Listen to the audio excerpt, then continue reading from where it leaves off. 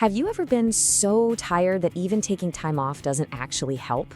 You go on vacation, you take a long weekend, but you come back feeling just as drained as when you left? That deep down exhaustion, it isn't just being tired. It's a critical sign that you might be stuck in something called the burnout loop.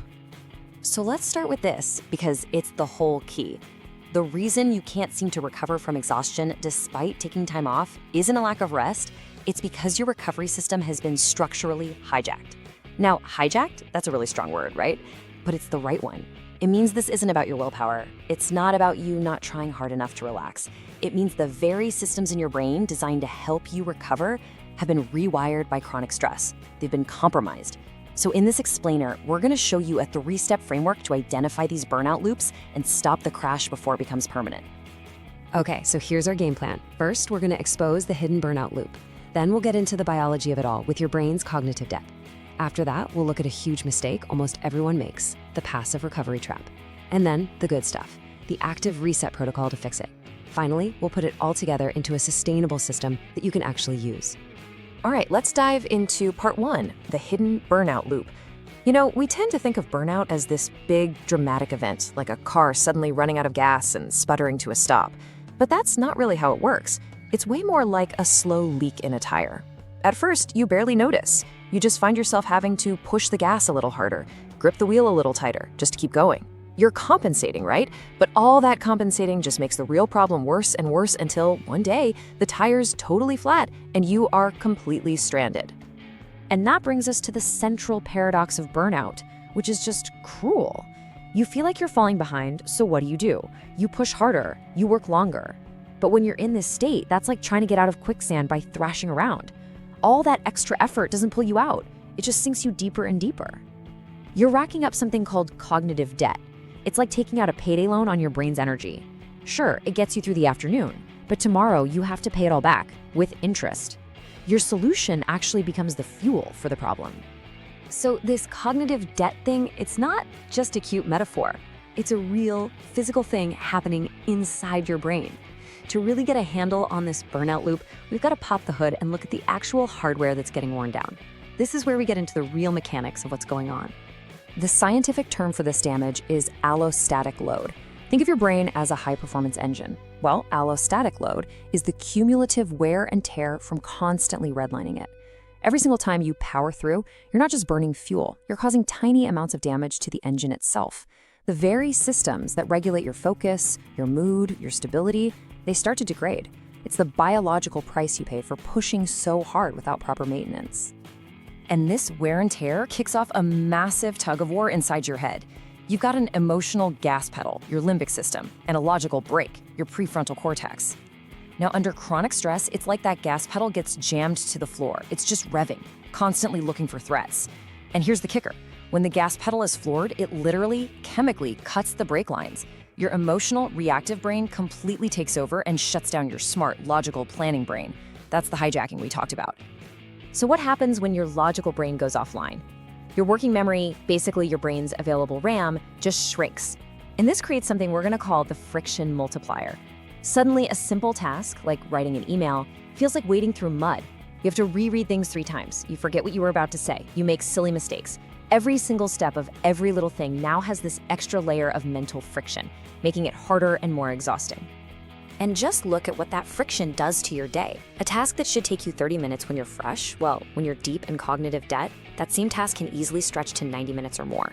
You're fighting through that friction, rereading, getting distracted, making mistakes. And the worst part, that inefficiency makes you feel like you have to work longer just to keep up, which adds more stress, which deepens the debt, making tomorrow's friction even worse. It's a perfect self-fueling downward spiral. Okay, so this leads us straight to the single biggest mistake people make when they feel burnt out. We know we're tired, so we try to rest. But what if the way we're resting is actually making things worse? This is section 3, the passive recovery trap, and it explains why just resting is absolutely not the same thing as resetting. I want you to picture this, because we have all done it. It's the end of a long, high-friction day. You are mentally cooked. You collapse onto the couch, grab your phone, and just start scrolling. Or maybe you binge 3 episodes of a show you don't even really care about. It feels like rest, right? It feels like you're recharging. So why do you still feel so completely exhausted afterwards? Why do you wake up the next morning still feeling foggy and depleted? The answer is realizing that not all rest is created equal. Not even close. On one side, you have passive recovery. This is the trap. Mindless scrolling, binge watching. It feels like a break, but it doesn't do the work. On the other side, you have active recovery. And this isn't about running a marathon. It's about gentle, engaging stuff that involves some kind of rhythmic, physical motion, like taking a walk, swimming, or even a hands-on hobby. The key is these things actively help your nervous system shift gears. So here's what's actually happening in your body. When you're just passively scrolling, your brain gets stuck in what's called a low arousal stress state. You're not having a full-blown panic attack, but your nervous system is still simmering. It's in limbo. And most importantly, in that state, your body doesn't clear out the stress hormones, like cortisol, that have been building up all day long. So the chemical residue of your stress is still there, blocking any real reset. And the result of this false reset is that you never get back to a clean slate. You end your day with, say, 30% of that stress debt still unpaid. So you don't start tomorrow at 100%, you start at 70%. And then maybe the next day you start at 65%. It's a compounding debt. Every day you're starting with a little less in the tank until you get to a point where even a tiny bit of stress feels like a huge crisis. Okay, so how do we actually break this cycle? How do we stop this compounding debt? Well, that brings us to the core of this whole thing, the Active Reset Protocol. This is a deliberate 3-step system that's designed to interrupt that loop for good.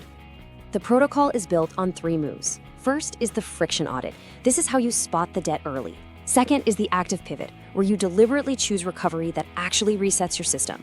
And third, the capacity ceiling. This is a hard boundary you put in place to protect yourself. Okay, step 1, the friction audit. The goal here is to stop saying I feel tired and start looking at objective data. You have to become a detective for your own brain. Ask yourself these 3 questions. 1, are simple tasks taking way longer than they should? 2, is your fuse for minor annoyances basically 0? Like, are you getting actually angry at a slow website? And 3, are you making simple, uncharacteristic mistakes? If you're saying yes to these, that's your signal. The answer isn't to push harder, it's to pull back and reset. Once your audit says you're in debt, it's time for step 2, the active pivot. The goal here is purely biological. You need to manually shift your body out of stress mode and into recovery mode. That's why active recovery, like a simple walk, is so powerful. It's not just a distraction, it's a physiological intervention. You're engaging in an activity that sends a signal to your body that you are safe, which allows your logical brain, your prefrontal cortex, to come back online and start the repair process. And that leads to step 3, which for a lot of us is the hardest one, the capacity ceiling. This isn't about willpower, it's about architecture. You have to set a hard stop time for brain-draining work, no negotiations, like at 6 p.m., the computer is closed, period. This is not weakness.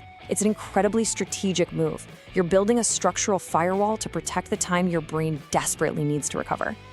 And there's a huge biological reason for this hard stop. It's a process called glymphatic clearance. The easiest way to think of this is like your brain's nighttime cleaning crew. When you're in deep sleep, this system flushes out all the metabolic waste that built up during the day. If you're working late, you are literally cutting the hours of your brain's cleaning crew. The capacity ceiling is a rule you put in place to make sure that essential maintenance happens every single night. Okay, so let's put this all together. We've taken apart the burnout loop, we've looked at the biology, and we have a 3-step protocol to fix it. This isn't just a quick fix. This is about installing a whole new operating system for yourself, one that shifts you from just surviving to actually being in a sustainable state of flow. This table really says it all. It's about a total mindset shift. You're moving from the default of powering through to making a strategic withdrawal when you need it. You're going from vaguely feeling tired to actually auditing your mental friction.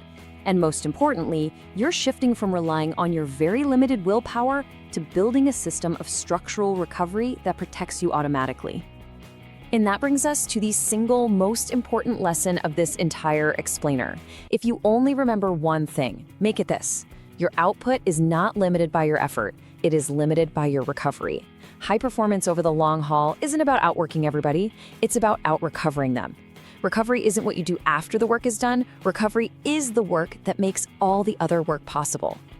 And that leaves us with this final idea. Real productivity isn't about cramming more stuff into your day. It's not about brute force. It's about mastering systems, like the ones we just talked about, that protect your brain, clear your debt, and make deep, effortless focus your natural state of being.